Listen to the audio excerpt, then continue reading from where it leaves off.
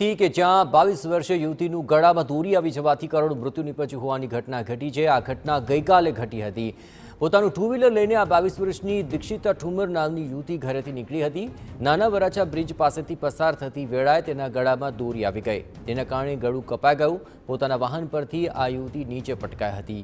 આસપાસના લોકોએ તેને 108માં હોસ્પિટલ ખસેડી હતી, જોકે ઘા એટલો ઊંડો હતો કે યુવતી બચી ન શકી અને તેનું કરુણ મૃત્યુ થયું છે। સાયના દોરી છે ને એ ન વાપરે અને નાના બાળકોના જીવ જાય છે, એવું બધું થાય છે। દીકરી કેવી રીતના આવતી હતી ને શું ઘટના બની? દીકરી જોબે ગઈ હતી હીરાબાગથી મોટા વરાસ આવતી હતી, નાના વરાસ અને ઢાળના પુલ ઉપર, અને આ રીતનું બની ગયું છે। દોરી અડી ગઈ ગળામાં, દોરી 70% બે ગઈ હતી ગળામાં, પછી ત્યાંથી 99 કલાક થઈ ગઈ। જોબ પરથી આવતી હતી હીરાબાગથી મોટા વરાછા તરફ, તો નાના વરાછા ઢાળ ઓવરબ્રિજ ઉપર આ બનાવ બન્યો છે। તો મારું કહેવાનું એવું છે કે દરેકને આગળ સરિયો લગાવી દેવો જોઈએ। આજ મારે ત્યાં બનાવ બન્યો છે એનું મને બહુ દુઃખ છે। અત્યાર સુધી આપણે એવું જાણી કે આપણે સામાન્ય માનતા કે કોઈ જરૂર નહીં, પણ આ વસ્તુ જરૂર છે।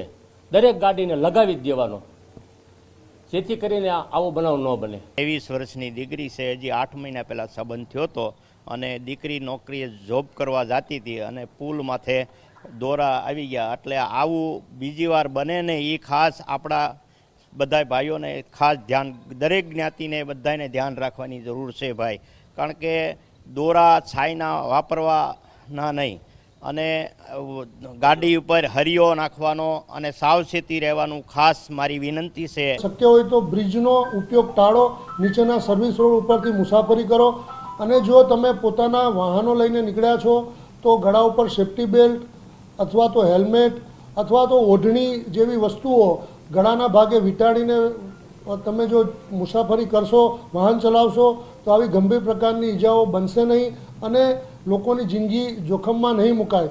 ખાસ કરીને પતંગ ચગાવનારા લોકોને પણ અમારી નમ્ર વિનંતી છે કે તેઓ જે પતંગના દોરાનો ઉપયોગ કરે છે એ પ્રકારના દોરાનો ઉપયોગ ના કરે કે જેથી લોકોની જિંદગી જોખમમાં મુકાય।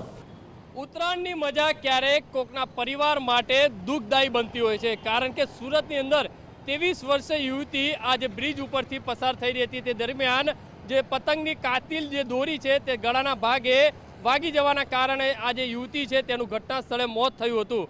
મહત્વની વસ્તુ એ છે કે ચાઇનીઝ દોરી લોકો વાપરતા હોય છે અને જ્યારે પતંગ કપાઈ અને રોડ ઉપર આવતા હોય છે ત્યારે આ રીતની જે દોરીઓ છે તે રોડ ઉપર ટીંગાતી હોય છે અને વાહન ચાલકો જ્યારે ફૂલ સ્પીડે જતા હોય છે ત્યારે આ દોરી ગળાના ભાગે વાગી જવાના કારણે અકસ્માત જે થવાની જે ઘટનાઓ છે તે બનતી હોય છે। ચાઇનીઝ દોરીઓ હજુ પણ ઓનલાઈન જે વેચાણ થતી હોય છે તે ખાસ કરીને નુકસાનકારક છે। મહાનગરપાલિકા દ્વારા અલગ અલગ બ્રિજો ઉપર જે રીતે તાર લગાવવામાં આવ્યા છે, પણ આ રીતના જે છે જે દોરીઓ છે તે ટીંગાતી હોય છે ને તેના કારણે આ રીતે અકસ્માતની જે ઘટનાઓ છે તે બનતી હોય છે। એટલે મહાનગરપાલિકા દ્વારા ઉત્તરાયણ નિમિત્તે જે દોરીઓ જે કપાઈ, પતંગ જે કપાઈને આવતા હોય છે તે તાત્કાલિક જો હટાવવામાં આવે તો આ રીતે અકસ્માતની જે ઘટનાઓ છે તે રોકી શકાય છે।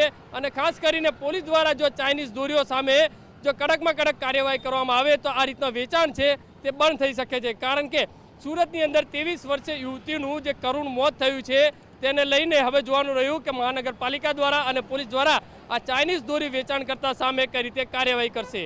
કેમેરામેન સંજય ચંદલ સાથે બલદેવ સુથાર, TV9।